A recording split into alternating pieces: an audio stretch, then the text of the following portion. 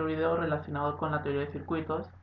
Ya hemos resuelto el mismo circuito mediante dos métodos distintos, por el método de las corrientes de malla y por el método de los voltajes de nodos. Ahora, si nosotros resolvemos un circuito por cualquiera de los dos métodos y queremos saber si nuestros resultados que hemos obtenido son los correctos, pues habría que calcular las potencias consumidas y las potencias generadas. Las potencias consumidas son aquellas potencias que consumen, valga la redundancia, los elementos pasivos de un circuito. ¿Y cuáles son los elementos pasivos? Son aquellos que al circular la corriente producen una diferencia potencial entre sus bornes y disipan potencia en forma de calor. Por lo tanto, consumen energía. Un ejemplo de los elementos pasivos de un circuito son las resistencias, y aquí tenemos su representación, las bobinas y los condensadores. Estos dos últimos elementos aún no los hemos visto en un circuito como tal. Bien, mientras que las potencias generadas son aquellos que las producen los elementos activos de un circuito.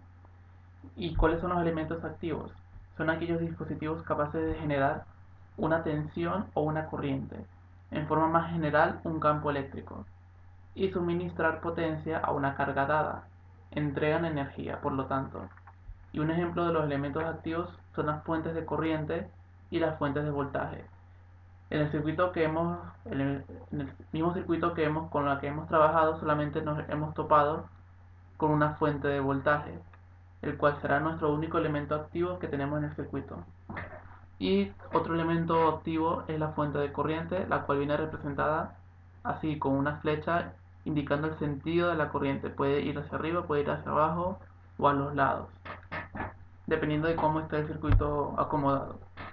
Bien, entonces lo que vamos a hacer hoy en este video es calcular las potencias consumidas por las resistencias, y para verificar que los datos que hemos obtenido son los correctos, en este circuito en particular la sumatoria de las potencias consumidas por cada resistencia individual tendrá que ser igual a la única potencia generada por esta fuente de voltaje. Es decir, la potencia que genere esta fuente tendrá que ser igual a la suma de todas las potencias que consuman las resistencias. Y si los valores de las potencias consumidas y generadas son las mismas, entonces los valores que hemos obtenido como las corrientes que circulan por las resistencias y los voltajes que hay en los nodos son los correctos. Bien, vamos a proceder a hacer el ejercicio. Aquí tenemos el circuito en cuestión. Aquí tenemos el valor de las corrientes que hemos encontrado por el método de las corrientes de mallas. El video está abajo en la descripción si no lo han visto.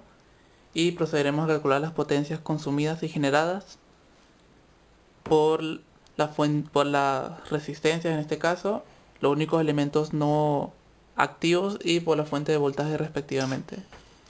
Tenemos que saber que la potencia eléctrica, su unidad es los vatios, se expresa con una W, y su expresión general es corriente multiplicado por el voltaje, la corriente en amperios y los voltajes en voltios. Bien, vamos a calcular la potencia generada por esta fuente de voltaje. Entonces tenemos la potencia de la fuente, P sub F, es igual a la corriente que entra por esta fuente, que es 10 amperios, por la fuente de voltaje, que son 100 voltios. Y nos da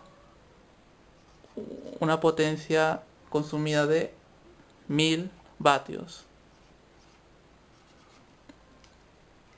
¿Esto qué quiere decir? Que si los valores de las corrientes y de los voltajes en los nodos, que este es el nodo B sub A, B sub B y B sub C, quiere decir que si la suma de las potencias que generan cada resistencia es igual a 1000 vatios, quiere decir que Nuestros resultados están correctos. Ahora pasaremos a calcular las potencias consumidas por las resistencias. Vamos a comenzar a enumerar las resistencias para hacer más fácil, para identificar más fácilmente las resistencias. Vamos a llamar esta resistencia 1, esta resistencia 2, esta resistencia 3, 4 y 5. Vamos a hallar la potencia consumida de la resistencia 1. Entonces tenemos, como no sabemos el voltaje, la diferencia potencial que hay en esta resistencia, hay una variante de esta fórmula para la cual podemos hallar potencias eléctricas en resistencias. Recordemos que la ley de Ohm viene expresado, lo voy a escribir aquí, como voltaje es igual a corriente por la resistencia. Si sustituimos esta expresión acá, nos va a quedar I por I se multiplicarían y quedaría I al cuadrado por R, por lo que al final nos quedaría I al cuadrado por la resistencia. Entonces escribimos la I1 que pasa por esta resistencia, que son 10 amperios elevados al cuadrado por el valor de la resistencia, que son 2,5 ohmios, y nos da un valor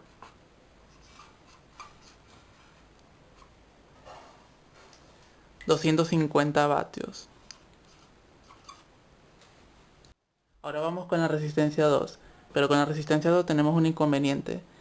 Por esta resistencia de 30 ohmios pasan y circulan la corriente 1 y la corriente 2. La corriente 1 viene bajando y la corriente 2 viene subiendo.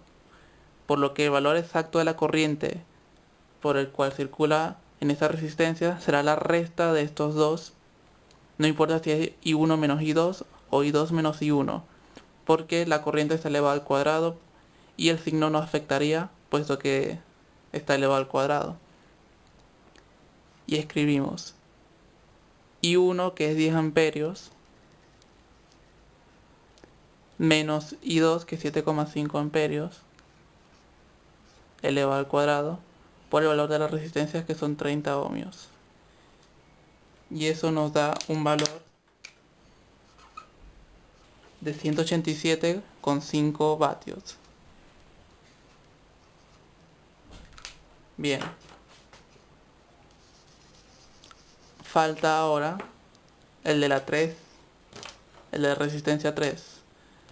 Tenemos la corriente, ahora es I2, sería 7,5 amperios elevado al cuadrado por 6 ohmios. Y eso nos da un valor de 337,5 vatios.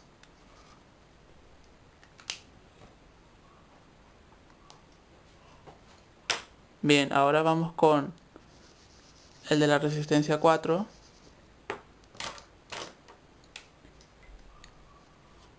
Tenemos ahora por esta resistencia es lo mismo, sería la resta de la corriente I2 menos la corriente I3, o si lo queremos hacer al revés, I3 menos I2, eso no importa porque está elevado al cuadrado dicha resta. Así que escribimos 7,5 amperios menos 1,5 amperios, todo eso elevado al cuadrado, multiplicado por el valor de la resistencia, que son 5 ohmios, perdón. Y esto nos da un resultado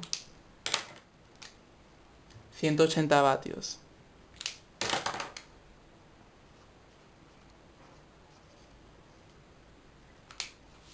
Bien, ahora vamos con nuestra última resistencia. Tenemos el valor de la corriente, que es I3, 1,5 amperios, elevado al cuadrado por el valor de la resistencia, que son 20 ohmios.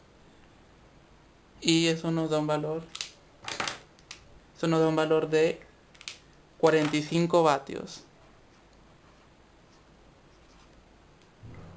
Ahora tendremos que sumar solamente los valores de las potencias de las resistencias, estas que estoy encerrando, y tendrá que ser igual a 1000 vatios.